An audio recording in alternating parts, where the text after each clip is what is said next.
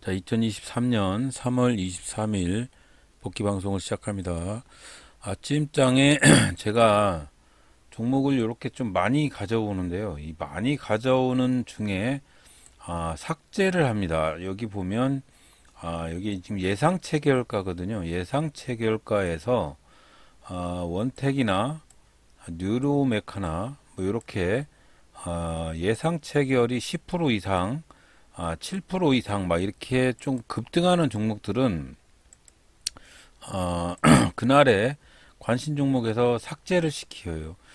이거는 아침에 급등을 했다가 떨어지는 종목이 상당히 많이 있기 때문에 그런 식으로 선별 작업을 해서 이렇게 결국은 한 세 종목, 넷, 다섯, 여섯, 일곱, 여덟 종목 정도 가져가고 있고, 그런 다음에 해야 할 일이 전일 동시 체결 아침장이 바로 시작을 9시에 시작을 하면 체결 강도나 전일 동시간 대비 프로테이지가 큰 그런 종목을 가지고 이제 정리를 해서 투자를 하려고 체킹을 하거든요. 자, 그래서 시간이 되면 될수록 급등하는 종목들은 삭제를 시키는 작업을 하는 게 하루의 첫 일과예요.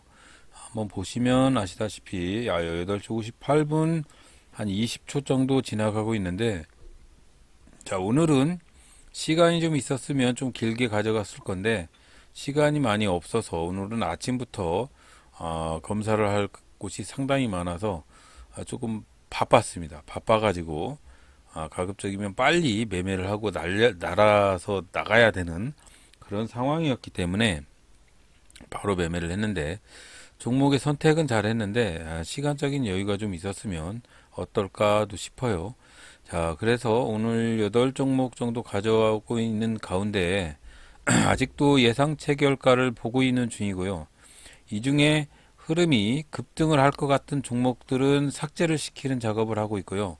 위세 아이텍 같은 경우는 아침장에 상당히 높은 가격에 책정이 될 것 같아서 삭제를 할까 합니다.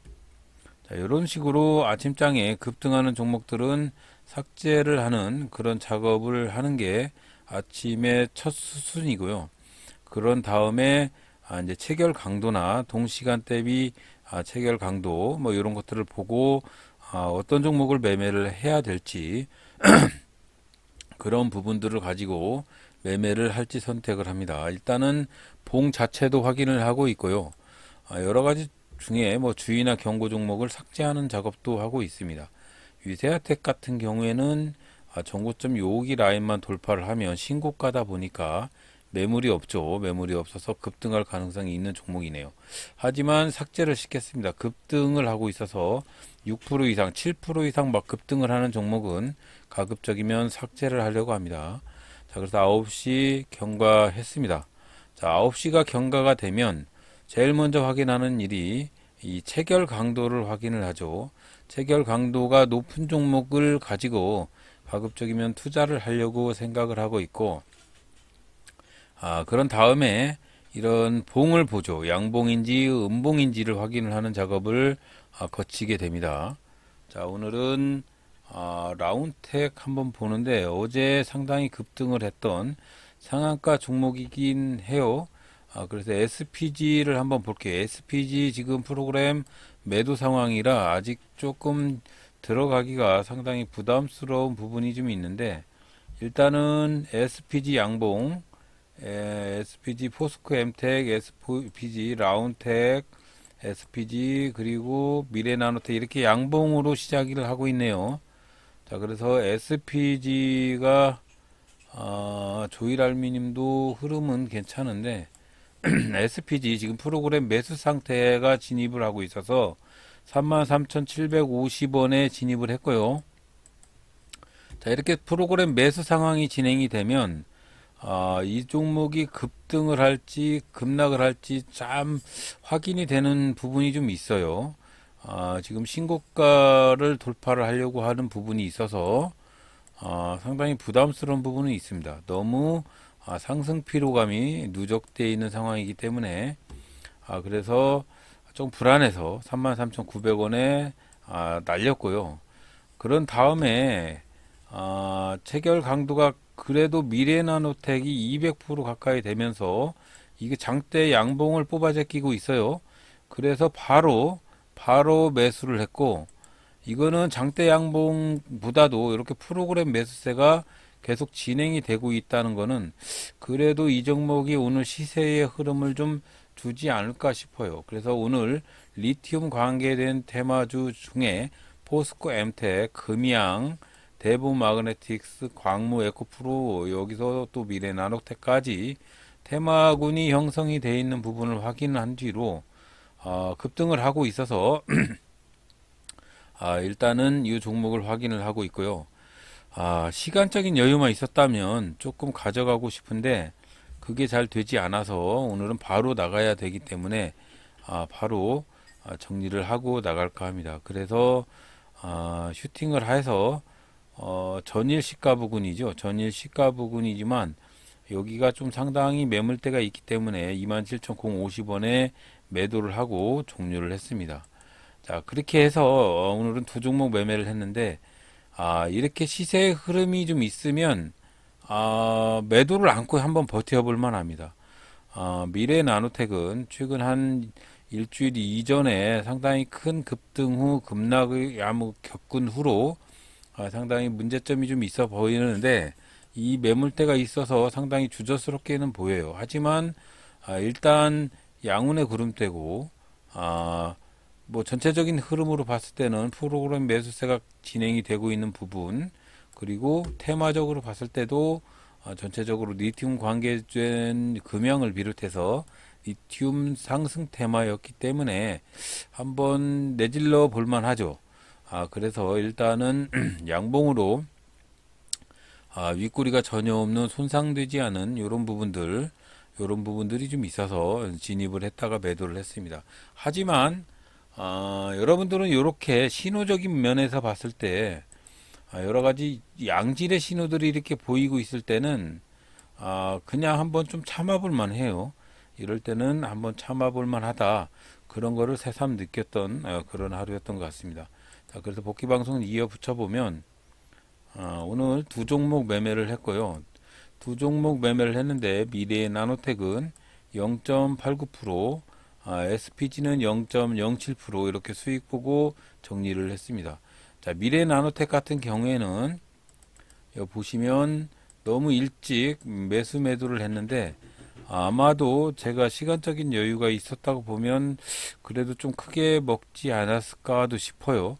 하지만 뭐 다 직장인의 비화이기 때문에 어쩔 수는 없고 MTS는 가급적이면 안 하려고 하는 제 습성이 있어서 오늘은 이렇게 매매를 했습니다. SPG 한번 볼까요? SPG 같은 경우에는 SPG도 조금 아깝네요. SPG도 매수하고 바로 매도를 했는데 그 후로 급등했다가 다시 떨어졌다가 다시 급등. 종목 자체는 괜찮은 흐름이 연출이 되는 그런 종목이었다. 오늘은 선택은 잘했지만 시간이 없어서 결론적으로 이렇게 매매할 수밖에 없었다. 오늘 시간만 있었어도 2% 수익은 먹을 수 있었을 것 같은데 뭐 어쩔 수 없습니다. 이렇게 매매 테스트를 하는 와중에 안타깝지만 오늘 이 매매가 장기적인 흐름으로 봤을 때 저의 매매의 패턴을 정립을 시킬 수 있는 그런 패턴이 되지 않을까 싶고요. 일단은 관심 종목을 아침장에 보여드렸던 관심 종목도 이수화학 같은 경우에는 21% 정도 급등을 했던 종목들이고 여기에 뭐 포스코 엠텍이나 이런 종목들이 뭐 전체적으로 다 있네요. 포스코 엠텍도 아침장에 조금 주춤을 하지만 그냥 차라리 안 팔고 기다리면 급등을 하는 거는 뭐 이 정도면 그냥 차라리 버티는 사람들이 더 나을 것 같다라는 게 결론입니다.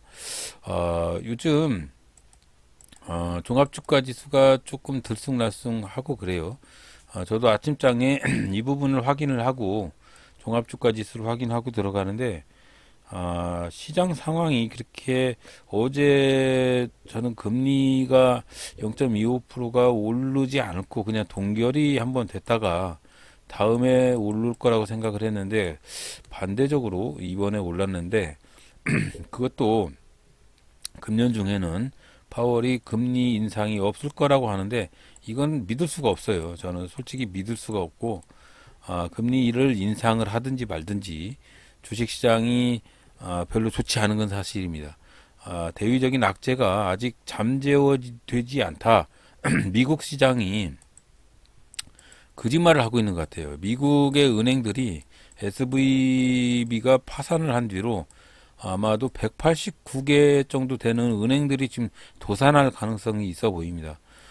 이런 부분들은 소규모 은행들일수록 공격적인 투자를 많이 하기 때문에 이 공격적인 투자는 뭐냐면 이율이 좋은 놈을 많이 가지고 가려고 하는 채권도 이율이 좋은 놈을 많이 투자를 하는 뭐 그런 습성들이 있는 게 이 중소 은행들이 그렇게 투자를 하는 게 사실이거든요.